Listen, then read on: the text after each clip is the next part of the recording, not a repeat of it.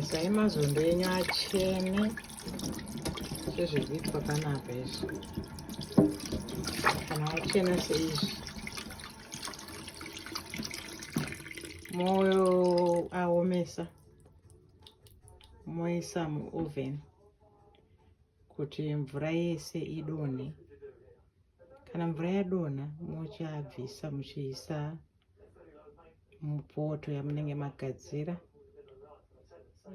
supu. Onions, dry tomatoes or fresh tomatoes, kana dry pepper, kana fresh pepper, spices and everything mozosanganisa. Ndokubikwa kwezondo kwandakadzidzawo. Recipe ichateera zvayo. Zondo redu rachena taisa muoven tray. Saka pari zvinezvi takurisa muoven kuti mvura yese idonhe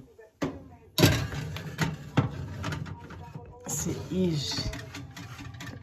Ramuoven tochiona kuti ritsvukirire. Kana ratsvukirira radonha mvura tochizotanga kubika. Ndozondo iri recipe yekubika zondo. Because mapoto aya anobika at a very low heat. Saka ndasanganisa hanyanisi dziya, madomasi akaoma, madomasi ari fresh, pepa yakaomeswa at a very slow. Ukacheka hanyanisi dzako unongodzicheka mapisi mahombe nekuti dzichaibva. Hatichaisa zondo for a long time dzichaibva, asi ini hanyanisi ndinoda kuti iibve. Saka mukona hanyanisi yangu iri kutsvukira zvakanaka. Ndozoisa madomasi. Supu yachina kuti ifana yakagadzirika kare. Pachaoma zondo redu rabva mvura tichaisa musupu yatinenge tafana gadzira mupani iyi. Heat and low heat. Ndakubika supu. Kana yaready supu iyi, mazondo aya anenge achifana omo ari muoven.